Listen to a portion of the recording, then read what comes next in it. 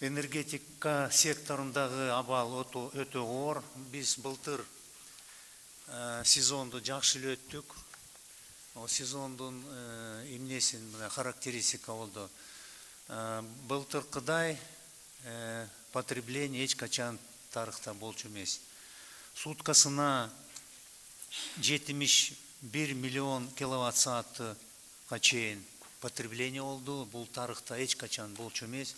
Булдун негизги себеби бул деген экономиканын өсүшү. Ошон үчүн бу жерден биз айтып атабыз, быйыл да экономика өсөт. Ошон үчүн быйылкы күзгү кышкы сезонду өткөрүш үчүн биз сөзсүз терең карашыбыз керек. Дагы бир көйгөйлүү маселе бул деген Токтогул суу сакташыбыз керек. Азыркы Токтогул резервуарда суу өтө эле аз. Ошол тегерегинде жакшылап терең сүйлөшүбүз керек. Биз айтып атабыз, биздин эң негизги максатыбыз инвестициялык климаттын өсүшү. Эгер экономика өссө, эгер биз көбүрөөк ишканаларды ачсак, ошолор баарына энергетика керек, энергия керек. Эгер биз айтып атабыз, жылына энергия потребление 10-15% өсүп атат. Быйылкы болсо, быйылкы жылда практически энергия система өзүнүн пределинде иштеген. Ошон үчүн ошонун тегерегинде жакшылап терең ойлонушубуз керек. Эми энергетика министри кийинки жылытуу мезгилде даярдык көрүү жөнүндө өкмөттүн алдына турган маселелерге толугураак токтолот. Бирок бир маанилүү маселесин боюнча да айтайын. Быйыл бардык энергия компаниялардагы оорлукту жана карызды толугу менен жоюшубуз керек. Буга кандай жол менен жетүүнү билбеген компания жетекчилери токтоосуз кызматынан кетүү тийиш. Биздин экономика өнүктүрүшүбүз керек. Азыр бир аябай биз көп каражат ошол энергетикага жумшап атабыз. Эми эч кандай коррупциялык практика энергосектордо болбош керек. Ошол Осмонбек Мамеджанович жакын убакытта чоң реформаны баштайын деп атат. Ошон үчүн ошол боюнча да анча-мынча убакытты айтып койсоңуз, кайсы жактан кантип биз кадрлык маселесин ошо энергосектордон чечип баштайбыз. Ошон үчүн сөз сизде, Осмонбек Мамеджанович. Урматтуу Жомарт Кайыпович, урматтуу өкмөттүн мүчөлөрү, бүгүнкү жыйындын катышуучулары, саламатсыздарбы? Бир жакшы кабардан баштайын. Сүйүнчү, бүгүн биздин Бишкек ТЭЦтин курулушун баштоо азами болуп, старт болуп, ушуну бүгүн ачтык. Курулуш башталды Бишкек ТЭЦте. 300 мегаватт кубаттуулукта. Негизинен рахмат Жомарт Кайыпович сиздин бааңызга. Кышты биз энергетиктер жалпы министрликтердин жардамы менен, өкмөттүн жардамы менен жакшы өттүк. Свет өчүлөр аз болду, чектөө болгон жок. Бул жалпы баарыбыздын ийгилигибиз. Эми энергетикадагы акыбал кандай? 2011 жылдан баштап суунун келиши азая баштады. Быйылкы жылы 83%-дын тегерегиндеги суунун келишин биз күтүп атабыз. Бул ошол 1 апрелге 9 миллиард менен чыктык. Кийинки күзгө 1 октябрга биздин максатыбыз 12,7-13 миллиард менен баруу маселеси турат. Бул биз үчүн өтө чоң маселе. 2010 жылдан 13 жылга чейинки суунун келиши көлөмү негизинен 10 жылы 19 миллиард, 11 жылы 13,5 миллиард, 12 жылы 12 миллиард, 13 жылы 11,8 миллиард жылыга азайып баратат. Электроэнергияны биз 10 жылы 1,6 миллиард экспорт кылганбыз. 2018 11 жылы 1,6 жылы 13 жылы 370 миллион киловатт саат электр энергияны 4 центтен экспорт кылдык. Электр энергияны чыгаруу негизинен 2008 жылдан баштап ушул күнгө чейин стабилдүү, көп өзгөрүүлөр жок. Кийинки жылга 14 миллион 202 миллиард киловатт саат электр энергияны биз чыгарууну пландаштырып атабыз. Бул биздин өтө маанилүү тапшырмабыз. Негизинен дагы бул чоң маселе учурда токтогул суу сактагычында суунун ресурстарынын азайып кетиши. Суунун орточо көп жылдык агып келүүсү 14 жылда 12,5 миллиард куб метр түзгөн. 15 жылдын 1 апрелине 7,5-8 миллиард сууну менен чыгуу максат кылып коюп атабыз. Бул техникалык талап. Ошон үчүн биз ушу багыт боюнча биз иш жүргүзөбүз. Ушул ситуациядан чыгуу үчүн кандай биз максаттарды коюп атабыз? Биринчиден сөзсүз түрдө биз электр энергияны импорт кылышыбыз керек. Бул көлөм 500 миллион киловатт саат электр энергия. Экспорт маселесин быйыл экспорт болбойт. Андан сырткары биз ушундай саясат жүргүзөбүз. Жылышкычтарды, котелдорду электр энергиядан газга, көмүргө жана башка энергиянын түрлөрүнө өткөрүү маселесин. Ушул убакта мына Кыргыз Газпром инвестициясы менен келип атат. Ошого бир тапшырма коюп атабыз. Тез арада ичинде Бишкекти, Ош шаарын, жана анын айланасын ошол газга өткөрүү программасын ишке интенсивдүү түрдө ашыруу биздин максат болуп турат. Ошонун негизинде биз кийинки жылы жанакы биз көрсөткөн техникалык көрсөткүчтөргө жетишүү мүмкүн, бирок ошол убакта экспортту кылыш үчүн 596 миллион сом акчага бизге керек болот. Аны биз антимонополияга каршы агентство муну колдоп, ушул булагын бизге өкмөт аркылуу чечип бериңиздерди биз өтө суранабыз. Бул Ош электровга керек болот. Анан эң айтып отурган нерсе бул лимит маселеси.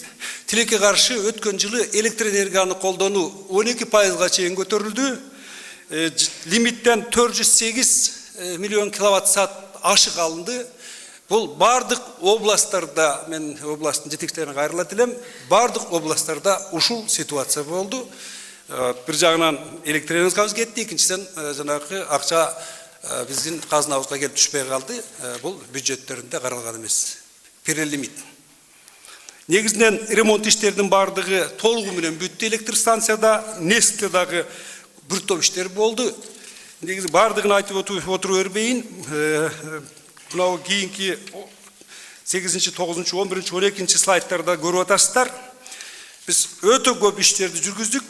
Ошонун негизинде биз авариялык өчүрүүлөрдү төмөндөттүк. Ошонун негизинде биз кыштан чыктык. Авариялык өчүрүүлөр 24,2%га төмөндөдү. 24,2%га төмөндөдү. Эгерде кийинки слайдтан көрсөңүздөр 17-де 12 жылы 13.462 өчүрүү болса, 12 жылы 13.014, ал эми 13 жылы 9.868 өчүрүүлөр болду. Бул 24%га төмөн. Техникалык, экономикалык көрсөтүштөрдү айтсак, жалпы акчаны чогултуу 99,5%. Жомарт Кайыпович, азыр сиз айттыңыз, карыздарды чогултуп, карыз болбош керек деп. Негизинен элден чогултуу 100%дан ашык болду. Бизге карыз жанакы биринчиден лимиттен ашык алганга байланыштуу, экинчиден бюджеттик ишканалар акчаны бизге берген жок. Кийинки слайдтарда ушул ситуация жөнүндө мен айтып кетем. Негизинен биз өтө ушул техникалык анан башкаруу иштеринин жакшыртуунун негизинде жалпы жоготууну биз төмөндөттүк. Мисал үчүн 12 жылы жоготуу 21,2% болсо, 13 жылы 17,9%, 3,2%га төмөндөтүп, бул 300 миллион сомдон ашык акча кошумча энергия системага алып келди. И ошол убакта бул коммерческих жоготууларда эң төмөн болду. Техникалык жоготуу өзүнүн негизги чегине чейин жетти. Калган жоготууну төмөндөтүш бул ушул биздин энергия системага инвестиция кылып модернизация иштерин жүргүзүү менен байланыштуу болот. Мынау 20-чы слайдта ушул көрсөткүчтөрдү сиздер байкайсыздар. Акчаны чогултуу 99,5, бардык жалпы кийинки слайдта. Анан негизинен энергия колдонуулардын структурасын карасак, көбүнчө ушул электроэнергияны колдонуу элдин колдонуусу кескин түрдө өсүп жатат. Мына 13 жылы алардын саны 5 миллиард 874 миллион киловатт электроэнергия болду. И ошол убакта тариф жетмиштигин субсидируемый, и ошол биздин энергия системадагы акчанын дефицитин ушунун аркасында бизде болуп атат. Анан жалпы жанакы бюджеттин карыздары боюнча айтып кетейин. Мынау слайдтан 23 слайдтан көрүп атасыздар. Жалпы карыз көрүнүп турат. 1 миллиард 700 миллион сомдун тегерегиндеги, анын көпчүлүгү мына бюджет, Кыргызстан Союзга карыз, элге карыз, анан прочий и жалпы карыз. Дебитордук карыздар жалпы иректер боюнча жылдын башына 14-жылга ушул күнгө 475 миллион сом акча болду. Ушул акчаны биз чечип бериш үчүн биз Минфинден дагы жергиликтүү өзүн өзү башкаруу бийликтен дагы бардык органдардан биз суранабыз. Көмүр өндүрүү 2015 жылга биз пландаштырып атабыз. Жалпы план 2013-14-кө план 2 миллион 2 тонна болгон. Анан ФАК 14-жылга 1 миллион 979, ал эми жалпы 2 миллион 233 миллион тонна көмүр алынды. Анан көмүрдү өндүрүү боюнча айтсам, негизинен өткөн жылы көмүр нефти болса 83, ал эми 2014 жылы 84, жаратылыш газы 2013 жылы 32, 2014 жылы 28 миллион кубка биз пландаштырып атабыз. Ал эми энергетика багыты боюнча тапшырмалар жөнүндө айтсам, негизинен алдыбызда аябай чоң тапшырмаларды биз коюп атабыз. Ошолор жөнүндө айтып кеткенге уруксат этиңиздер. Эң ирде 15 жылдын 1-апрелге карата Токтогул суу сактагычынын суусунун көлөмүн мүмкүн болушунча көбүрөөк сактап калуу бул чоң максат. Анан бюджеттин жана таңсыктарды чечүү биздин чоң максат.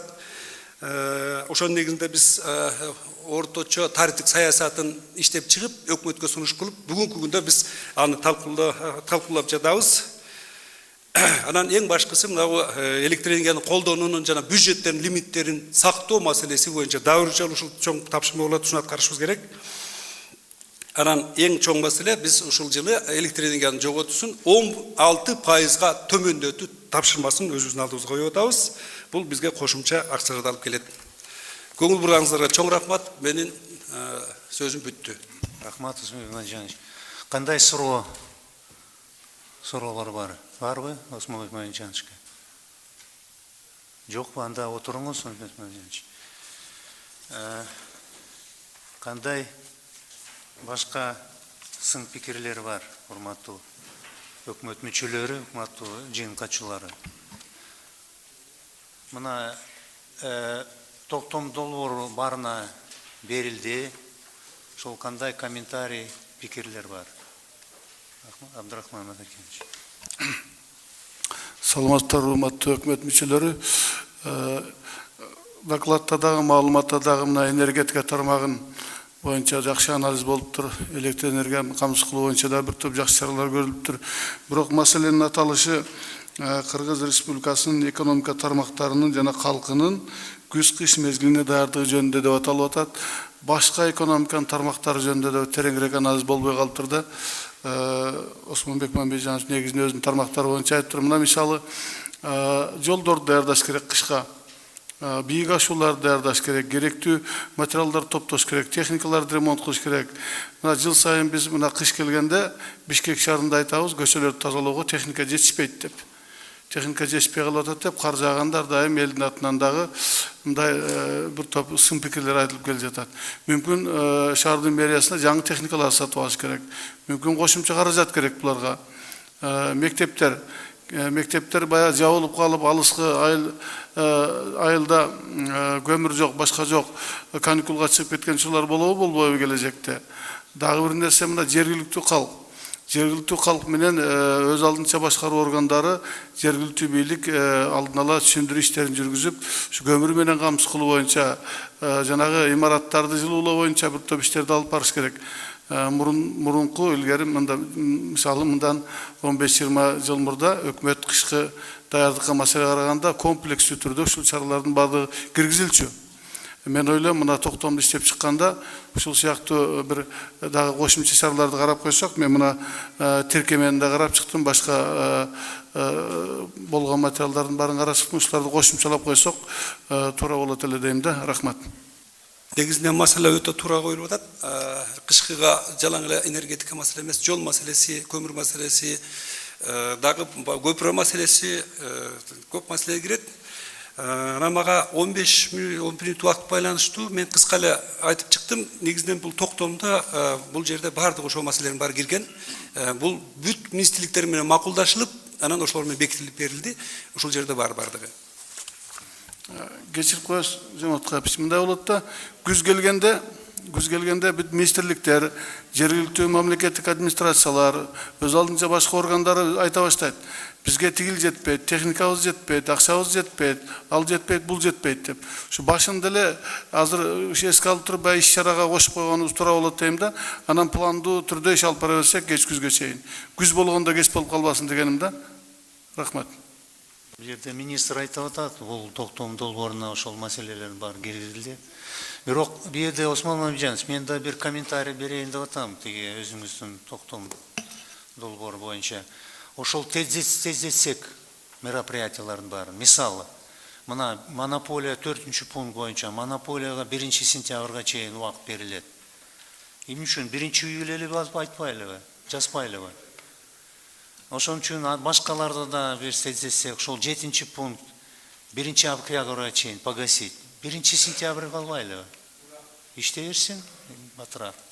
Ошол эле мисалы 12-пункт сиздерге берген тапшырмалары. 1-июль эмес, июнь деп жазайлы.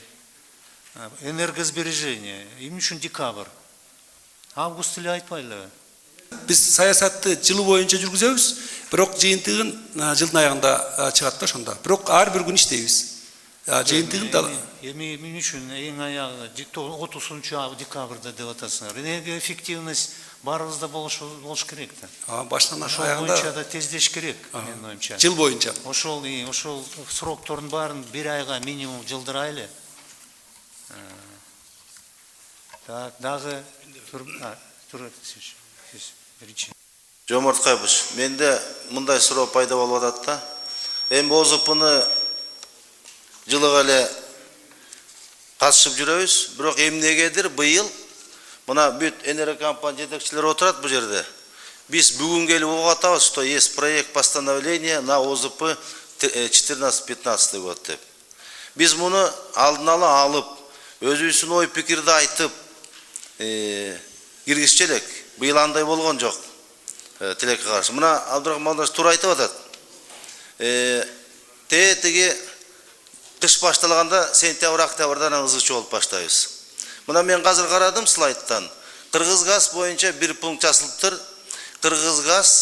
Кыргызгазпромго имуществосын тезирээк өткөзүп берип, анан газификацияны карасын деп. Мен андай предложение берген жок элем. Ал жерде Кыргызгазпром бүгүн иштеп атат.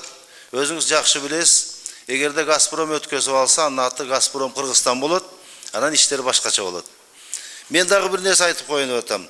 Мына токтомдо финансовый обеспечение деген сөз такыр жок. Бюджеттен каралган акчанын убагында төлөнүшү. Мына жергиликтүү бийликтин өкүлдөрү отурат, местный бюджеттен дайыма каршы болуп жүрүшөт.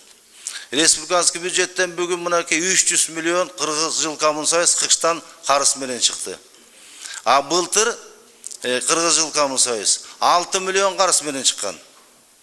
Мына ушундай маселенин баарын камтып, кичине карап, финансовый поддержкасын карабаса анан кайта эле баягы эски ЕПЮСке чөбүз тагынан ызычуу менен, кышы менен жүрөбүз. Тиги төлөнбөй калды, бу төлөнбөй калды деп. Мен бир нерсени айтып коеюн, жакында эле мына кетип калган премьер-министрибиз мартта указание берди, мына Тайырбек Дүйшөкөевич өзү отурат, тапшырма берип бу кишиге. Мартта 100 миллион Кыргызгазга Минфинден берилсин деп. Мына Минфин 100 миллионду берген. Мен болгону 40 миллион алдым. Апрелде 150 миллион алыптыр деп атат Кыргыз Жылкомунсоюз. 15 тиын алган жокпуз. 300 миллион карыз менен чыкты. Мына ушундай маселелер, мына бул да ушул подготовка ОЗУП деген ушул да. Анан бүгүн баарыбыз чыгып туруп келдик. Мына проект токтом даяр экен, биздин бирден мнениени угуп коюшкан жок. Же министерство коллегияда караган жокпуз. Мен ошол жерде членмин. Бул маселе мына бүгүн угуп атабыз биз. Мына балдардан сурасам айтат, кече алыптыр кээ. Мен көргөн да жокмун. Бүт член правительствода бар экен, аткара турган бүт энергия компания. Ушундай суроолорду бир тактап иш кылсак, туура көрсөңүз. Анан бир гана суроо. Келишимде өзүңүз рабочий группанын башы болгонсуз. Ал жерде катуу жазылган Газпром, бизде атай жаздырды.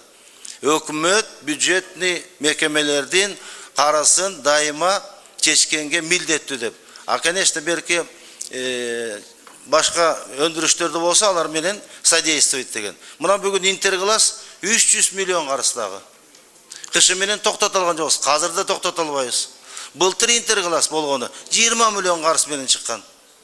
Ушундай маселелерди бир карап, камтып, карап коюп болсок анан кийин өзүбүз эле кыйналабыз. Турганбек Насибович, сизге как раз та вот биз мага айтып атышат, марттын 10-унда сизге жана башка компанияларга бүт бул маселе жөнөтүлгөн берилген. Бул биринчиден. Экинчиден финансовый маселелер боюнча. Эгерде сиз 6-чы пункттун карасаңыз, ошол жерде так таза жазылып турат. Осуществлять ежемесячные выделения средств бюджетным организациям на оплату электрической, тепловой энергии, природного газа в объеме, предусмотренных законом Кыргызской Республики о республиканском бюджете Кыргызской Республики на 2014 год и прогнозе на 2015-2016 год. Обеспечить своевременные поквартальные выделения компенсационных средств жителям высокогорных районов. То есть по финансированию, по стандарту все как положено здесь расписано и написано. А другой вопрос его исполнения и погашения. Это правильно. Урматтуу министр, кечирип коесуз. Экеле комментарий. Жок, кечиресиз. Жок, отуруңуз. Бизде переговор силер министерствода болуш керек. Жок, кечирип коесуз. Урматтуу министр, мартта алсам, мен жылыга мартта алчумун, даярданчумуз. Мен сизге сөз берген эмесмин. Сиз отуруңуз. Анда уруксат бериңиз, жооп берип коеюн. Жок, мен мындай кылайын. Мына министр энергетика деңгээлде силер энергокомпаниялык жетекчилердин баарын дагы бир сыра жолугуңуз, ошол токтом боюнча сүйлөшүңүз. Биз бүгүн ошол токтомго кол койбойбуз. Рабочий порядок, анча-мынча редакционныйларды киргизесиңер. Анан бир сунуштар менен бир Осмон Мамеджанович мага кийин отчет берет. Хорошо. Биздин эң чоң маселебиз ал ар бир убакыт калтырып койгончу бизге кыйын болот да, бул бюджет ачылбайт. Вот ошон үчүн негизинен бул токтомду кабыл алып коюп, бирок кошумчаны биз киргизге жолун ачып койсок жакшы болот эле да. Жылга ошентип кабыл алабыз. Кармабашыбыз керек да. Финанс ачылып, көмүрдү башташыбыз керек. Жанагы тендер уже бизде өтүп атат. Ауыл электр станцияда. Анан мынтип көргөн жок эле, билген жок эле деп айтып менен кармап койсок, башка ишканалардын бардыгы мунун аркасынан чоң кыйынчылыкка кабыл алат. Түшүнүктүү. Бул деген токтом ошол энергетика боюнча акыркы токтом эмес. Азыркы убакта бирден конкреттүү план берилип атат баарыңарга. Кийин дагы токтом чыгат, ошол эле каржылуу маселелерди карайбыз. Конкреттүү негизинден Ошон үчүн мен оюмча канча эрте биз ушул токтомду кабыл алсак ошончо жакшы болот.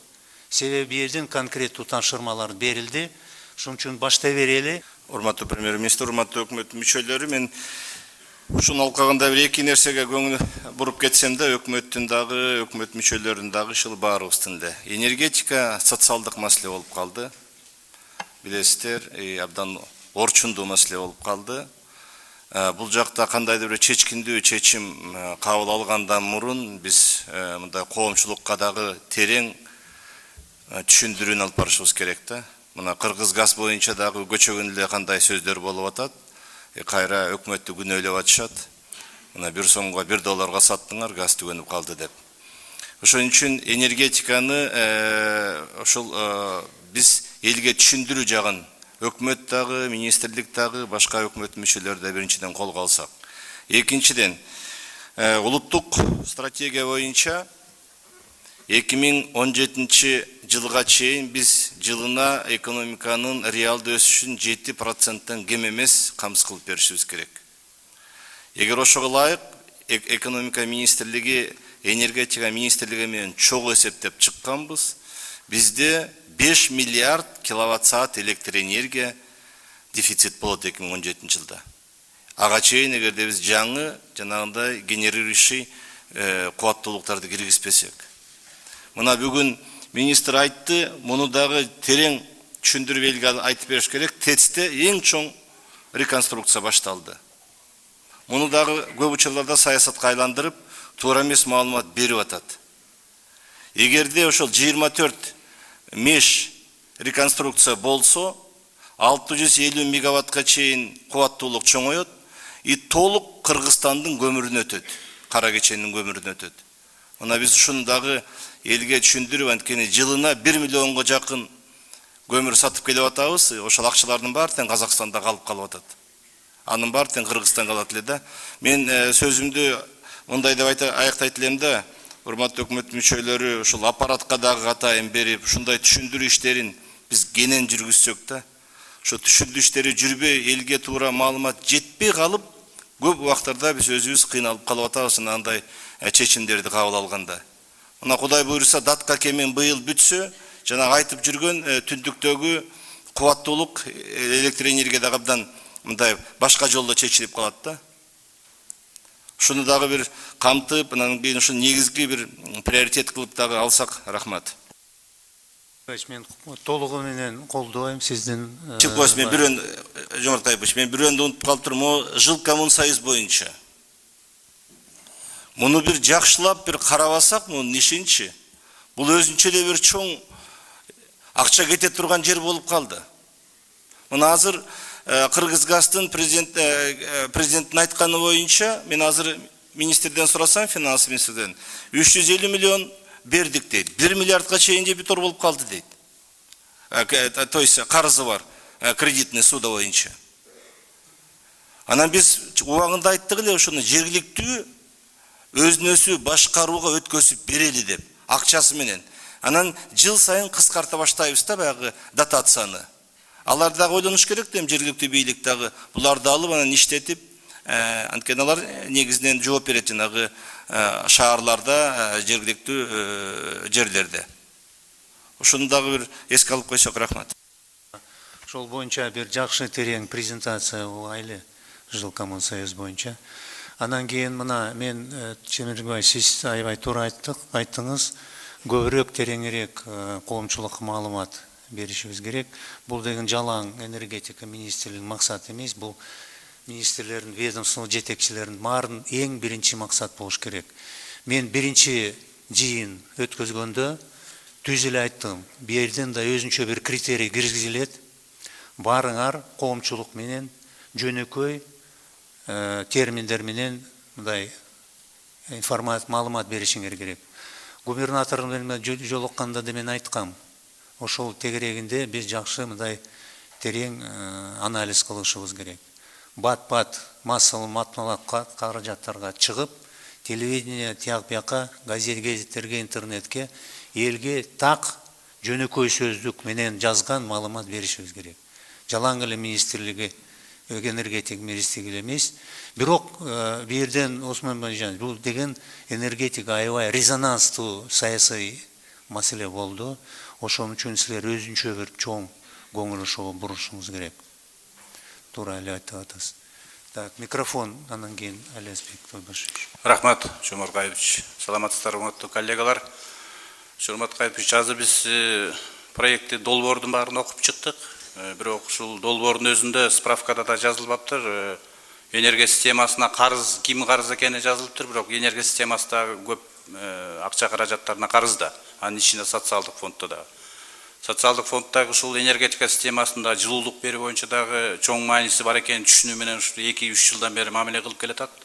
Бирок ошентсе дагы кышка келатканда кышка даярданып алалы дейт, кыштан чыккандан кийин кыш чыгып атканда айтат, ушу кыштан аман эсен чыгады. Ушинтип 3 жылдан бери келатат да. Энергетика системасынын жалпы карызы 250 миллион сом болду. Эгерде энергетика системасына чыгып аткан пенсионерлерге бүгүн пенсиясын чектебей, эртең силердин карызыңар бар, силердин карызыңар түшө элек, страховоздностор түшө элек деп пенсиясын чектебей койсо, ал дагы социалдык мааниси болот да.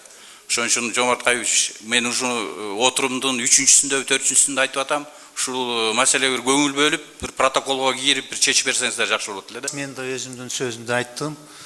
Бирден бири-бирибизге карыз болуп эле жүрөбүз азыр.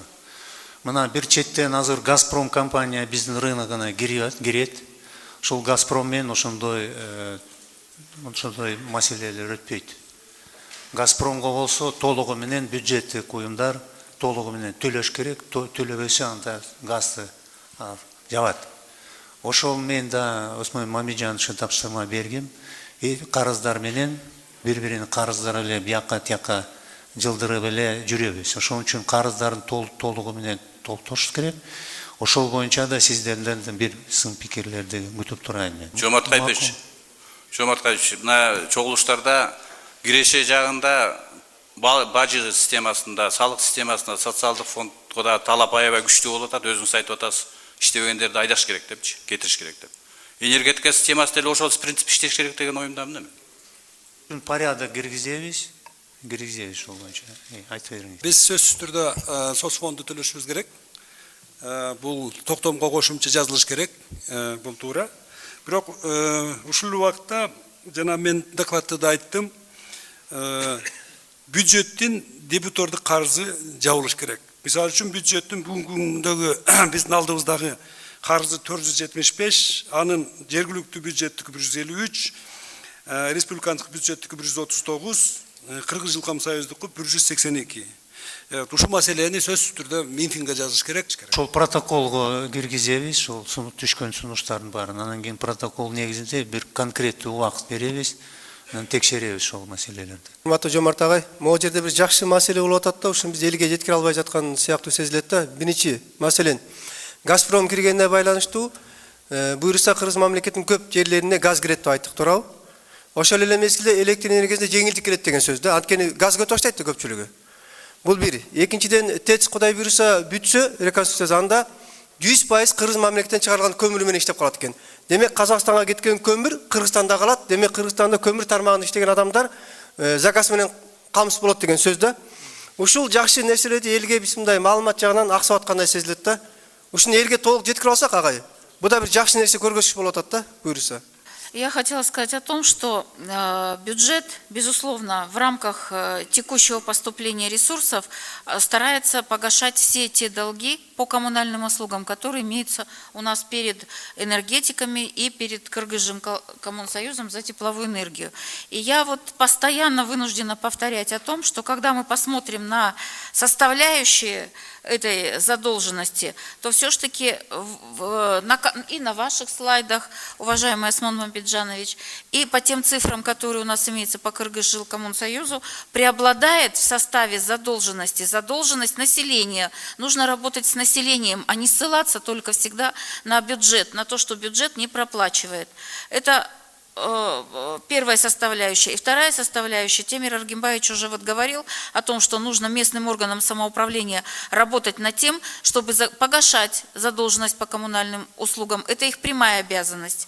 Мало того, что мы в составе выравнивающих грантом дотационным АИЛ Өкмөтү и местным органам самоуправления погашаем коммунальные услуги, у нас в этом году идет очень хорошее исполнение ресурсной части местных бюджетов.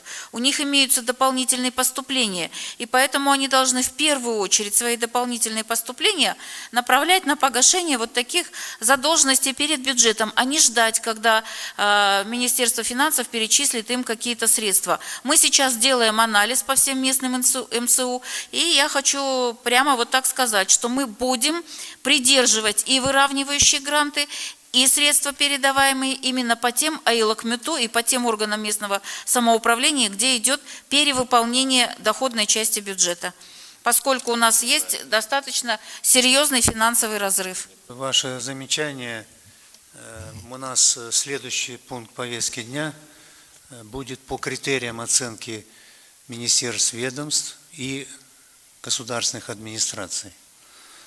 Там в числе параметров будет включаться вот эта вот финансовая дисциплина, в том числе в отношении долгов и так далее.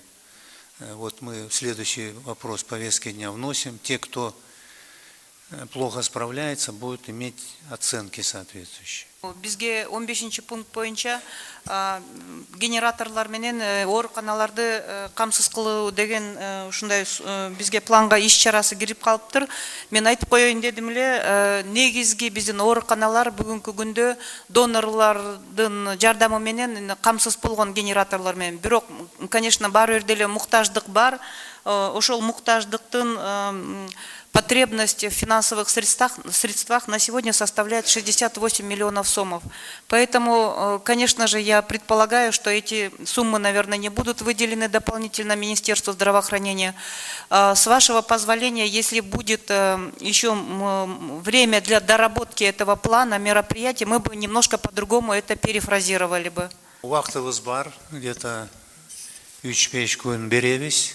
Анан сунуштар, конкреттүү сунуштар, пикирлер болсо, бизге киргизгиле, анан кийин в рабочем порядке биз ушул токтомун кол коюшубуз керек. Дагы кандай маселе? Осмонов, сизде? Жомарткович, мына 10 пунктта салык кызматына чектөө коюлуп атат да. Ушул ОЗПга даярдыкта жана жүрүүдө расчетный счетторду жапкан жабылбасын деп. Бүгүнкү күндө 1 апрелге ушул 13 тек ишканаларынан 25 миллион салыктык карыз бар. Ошондой эле биздин салыктык кодексте жазылган. Эгерде салык карызын төкпөсө, мажбурлоо жолу менен бул расчетный счетко НПТ, налоговый платежный требования биз коюшубуз керек. Ушул 10 пункт салык кодексине карама-каршы келет да. Юстиция министри эмне дейсиңер? Ошол боюнча. Биз бул пункт боюнча сунуш бербептербиз. Каршы пикир, сунуштар жок. Карашыбыз керек ошону. Протоколго киргизип, дагы бесира ошол юстиция министрлигинин иштеп, ошол редакция алыш керек. Макул. Дагы сын пикирлер. Дагы анча-мынча убактыбыз бар. Урматтуу жетекчилер. Ким? Эмил Саламатович, макул, айта бериңиз. Şu kışka daярдык боюнча bir топ маселелер ушу Кыргыз турак жай коммун союзга байланыштуу. Мына былтыр ар кандай себеп менен көмүрдүн ташуусу, алып келүүсү биздин областка, негизинен Караколдогу жылуулук ишканасына кышы бою ташыдык. 5 күндүк запас менен иштеп аттык. Эгерде бир кырсык болуп Сы-Көл пароходствосу баржа токтоп калган болсо, Караколдо эмне болорун бир Кудай өзү билет болчу. Абдан чукул кырдаал менен кыштан чыктык, Кудай сактады. Быйыл дагы ошондой шарт болуп калбаш үчүн менин оюмча ушу Кыргыз турак жай коммун союзунун ишканасына каржылоо маселесине бир өзгөчө көңүл бурулуш керек деп ойлойм. Экинчиден мына Темир Аргенбай айтып аткан ошол ишкананын караштуу жергиликтүү ишканаларды жергиликтүү бийликтерге бул Каракол шаарынын мэриясына же башка мына балыкчыда өткөрүп берүү боюнча бул жөнөкөй эле маселе эмес. Жомарт Кайыпович, бул боюнча атайын ушу мамлекеттик деңгээлде программа өткөрүп берүү программасы, каржы булактары анан жылы менен эсептеп туруп түзүлбөсө, бул маселе жакынкы жылдары чечилбейт. Экинчи маселе бул шахта жыргалаң. Былтыр иштеген жок, быйыл дагы иштебейт. Мына бир айыл эл бүгүнкү күндө жашоо каржы булагы жок отурат. Ал айылда өзүңөр билесиздер, жер да жок, жайыт да жок. Ушул жерде протоколдук бир тапшырма менен карасаңыздар, бул маселе боюнча Темир Аргынбаевич менен да сүйлөшкөм. Ушу шахта жыргалаңдан ишканасынан кен байлыкты бөлүп туруп, балким жаңы инвестициялык конкурс менен жаңы ишкана ачып иштетүү маселеси көтөрүлүшү керек. Анткени ал шахтанын чатагы узак, аны юридикалык же башка жол менен жакынкы жылдарды чечүү мүмкүн эмес. Мына ушул маселени бир протоколдук негизде карап койсоңуздар, урматтуу Жомарткаевич. Дагы бир чоң маселе бул жаңы конуштар маселеси. Биздин областта бүгүнкү күндө 182 жаңы конуш бар. Шу жаңы конуштарга трансформаторларды коюу жана электр чубалгыларын тартуу маселеси көбүнчө биз жергиликтүү бюджеттен жергиликтүү айыл өкмөттөр жасаш керек деп биз айтып атабыз. Бу электр ишканалары ошондой айтат. Бирок бүгүнкү күндө бул маселе абдан чоң социалдык маселе. Анткени кыш жакындагандан баштап кышы бою ар кандай локалдык митингдердин, локалдуу элдин кыжырлануусунун эң чоң булагы ушу жаңы конуштардагы электр менен камсыз кылуу. Менин оюмча бул бардык эле областтарда, бардык жерде чоң маселе. Муну дагы атайын карап, негизинен эле ушул электр ишканаларынын энерго программасына киргизүү маселеси чечилиш керек деп ойлойм. Ушундай сунуш, Жомарткаевич. Анан дагы бир маселе, мына былтыр 30 декабрда Алматы Кемин жогорку чыңалуудагы электр берүүсүнөн чектөө киргизгөнү байланыштуу. Мына Ысык-Көл областында, Нарын областында дээрлик 40%га чейин электр энергиясын берүү чектелип, жаңы жылдын астында мына жалпы элдик бунт чыгып кетүү коркунучу болуп калган. Мына ошол кезде мына Министерство энергетика атайын программа менен ушу Бишкек ТЭСтин резервин кошуп атып, мына ошол күндөрү 30-31 абдан эле курч кырдаалдан өткөнбүз. Эми быйыл мына министр энергетика айтып атат, мына ТЭЦ жаңыланат, балким кубаттуулугу күчөйт. Бирок ушул эле убакта ушундай бир чукул кырдаал болуп калбаш үчүн быйыл дагы кышында, кышка жакын эле сөзсүз түрдө бул Алматы чектөө киргизет. Мына ошондой шарт болуп калбаш үчүн мен сунуш кылат элем. Датка Кемин чубалгысы жогорку чыңалуудагы 15-жылы бүтөт деп атат. Мына ошондой программа менен бүгүнкү күнгө подряддык уюмдар иштеп атат. Балким ушуну чукул кырдаалдагы программага айлантып, кошумча субподрядчиктерди киргизүү менен ошол жана жогорку чыңалуу электр чубалгысын быйыл бүтүрүүгө аракет кылуу ушу биздин мамлекеттик стратегиялык бир маселеси болуп калышы мүмкүн. Мен да ушундай да сунушум бар. Рахмат. Подстанцияларды, линияларды куруу маселеси жергиликтүү өзүн башкаруу бийлигинин милдети мыйзамдын негизинде. Эгерде аны энергетиктер курса, ошого жараша тарифте бул көрсөтүлүш керек. Бүгүнкү күнү Жомарткаевич, ушул ОЗУПда 6,5 миллиард сом акча биздин ОЗУП өтүү боюнча дефицит. Вот ушул маселени биз чечишибиз керек. Ошолар жанакы 40 жыл Комкоско союзда тиешеси бар, көмүрдү алып келгенге тиешеси бар, газга дагы, мазутка дагы. Вот ушул маселени протоколго жазып берсеңиздер, андан сырткары Датка Кеминди 15-жылдан 14-жылга жылдыруу техникалык негизде мүмкүнчүлүк эмес, бирок быйыл Кемин подстанциясын, анан Быстровка Кемин аба чубалгы 220-ны 15-ноябрга биз ишке киргизебиз. А вот Датка Кемин 2015-жылы августта ишке кирет. Токтом долбоорун бизге барына тапшырылды. Протоколго баягы өзгөртүштөрдү киргизебиз. Анан кийин дагы 2-3 күндүн ичинде киргизгиле, себеби бизде убакыт аябай тар. Азыр болсо мен толугу менен энергетика министрлигин колдоп атам. Азыр тездетиш керек. Кийин да маселелер чыгат, кийин да башкаларды токтом кабыл алабыз, ошонун ичинде финансылык маселелерди. Эми мына сиздер туура айтып атасыңар, биз болсок мына Осмонбек Мамеджанович менен терең сүйлөшүп, ал жакын убакта ушул распредкомпаниялардын терең реформалар киргизүү үчүн презентацияны жасайт. Ошонун арасында ошону менен чогуу Кыргыз жыл Коммунсоюзду жакшылап терең изилдейли. Осмонбек Мамеджанович, Темир Аргынбаевич жакшылап карап ошол маселесин мындай терең презентация кылып, ошол саясий чечимди кабыл алсак. Силер тез ошону киргизип койгула. азыркы жетекчилер менен да акылдашып дегендей киргизип, анан кийин биз принципиалдуу бир чечим кабыл алсак. Ошону менен биринчи маселе анда бүттү. Башка суроолор, пикириңер жок. Анда рахмат. Экинчи маселеге өтөлү. Бул деген биз критерийлерди 2012 жылы киргизгенбиз. Бул деген эң максаты ошол реформаныкы. Бул деген ар бир субъективдүү факторлордон алыс болуш үчүн формалдык принциптерди киргизели деп киргизгенбиз.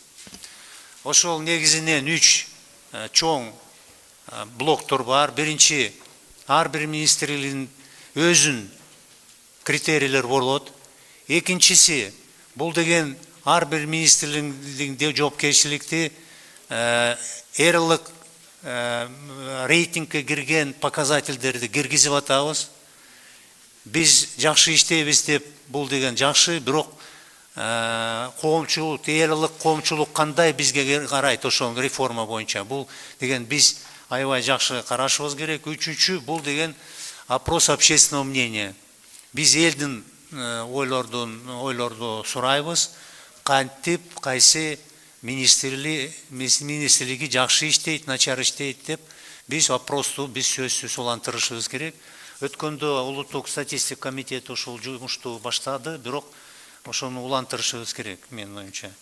Эми ушул жылдан тартып мамлекеттик органдардын жетекчилери баалоонун төмөнкү көрсөткүчтөрү үчүн жеке жоопкерчиликти өзүнө алууга тийиш. 2014 жылдын ичинде баалоонун жыйынтыгы боюнча мамлекеттик органдардын жетекчилерин кызматынан бошотууга чейин чаралар колдонулат.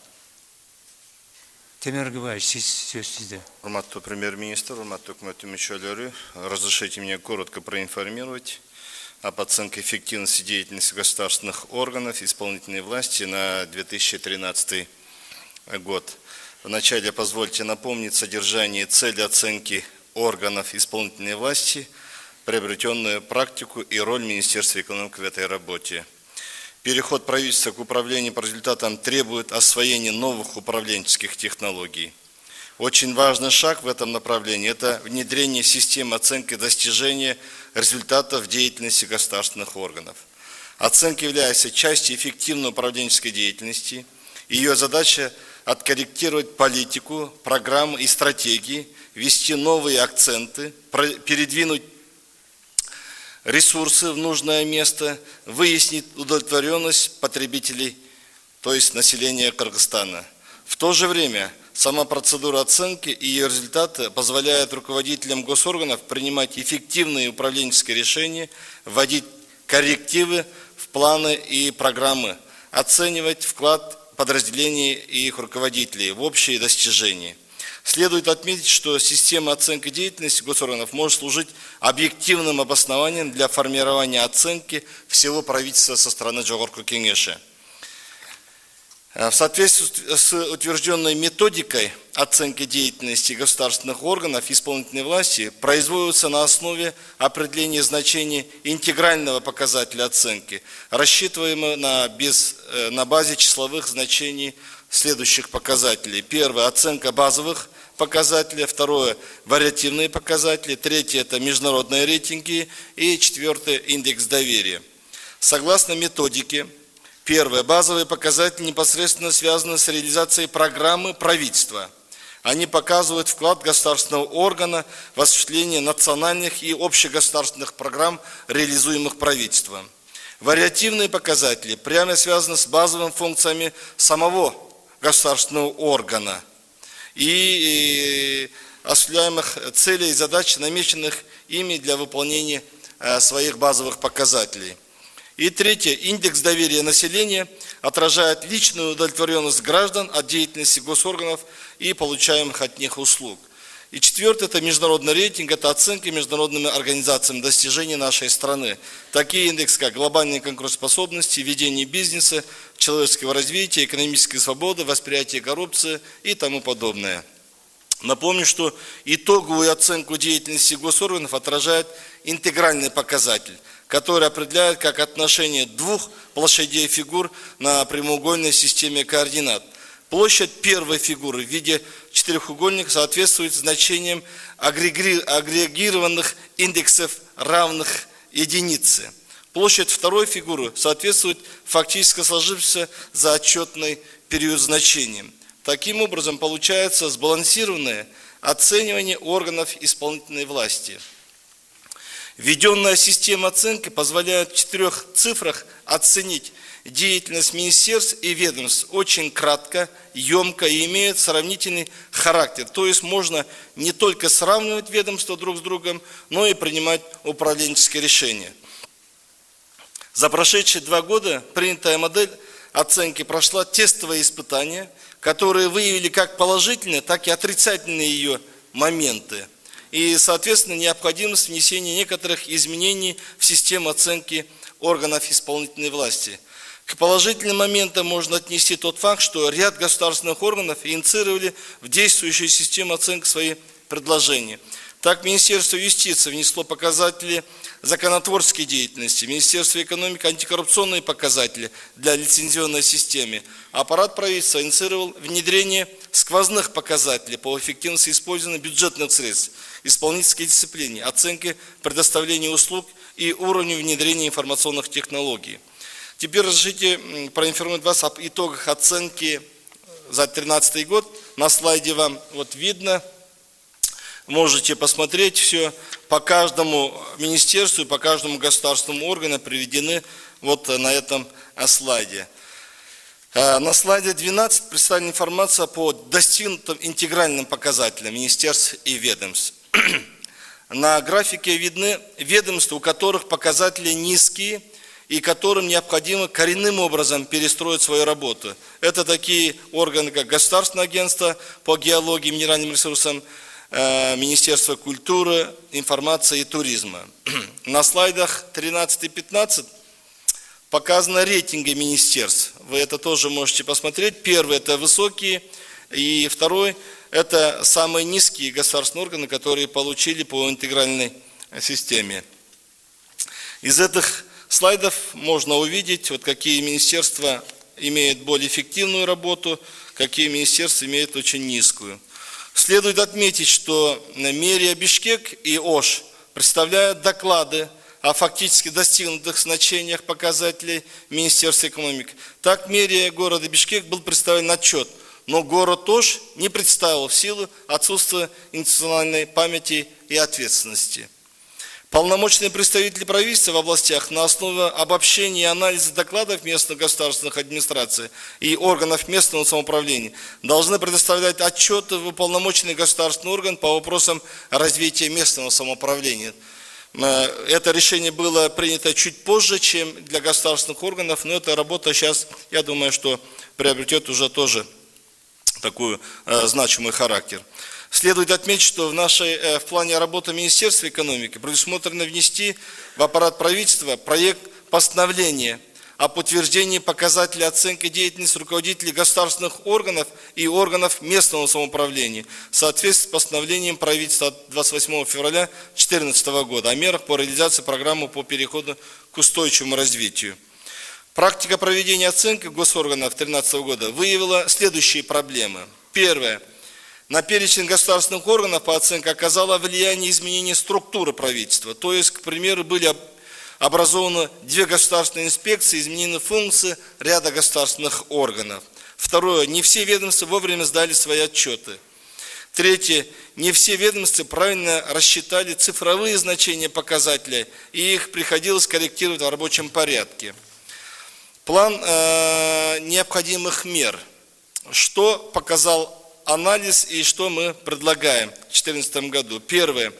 Провести дополнительное обучение ответственных работников в государственных органах и органах местного самоуправления по подготовке докладов руководителей.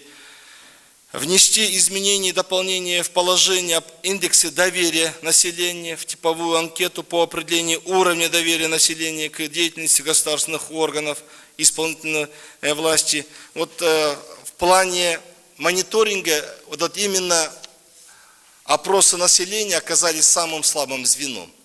Потому что та методика, которая была разработана, она, честно, не отражает реальную ситуацию. И мы сейчас переделываем, тем более поступало очень много жалоб со стороны государственных органов на необъективность. Мы сейчас там методику меняем. Третье. Запустить или усилить коммуникативные площадки в госорганах, на которых могут обсуждаться актуальные вопросы развития страны, распространяться информация об усилиях госорганов по улучшению бизнес-среды, вырабатывается рекомендации. Четвертое. Активизировать работу по проведению оптимизации бизнес-процессов, тех действий министерств и ведомств, которые предполагают взаимодействие с физическими и юридическими лицами, включая услуги лицензионные и контрольные функции. Это позволит повысить доверие к госорганам и снизить коррупционные риски.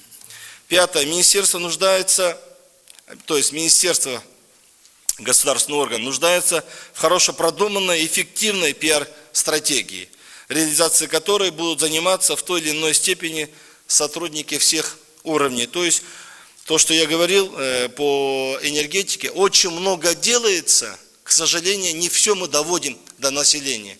От этого и обратная связь очень плохо получается, на что нам надо особое внимание уделять.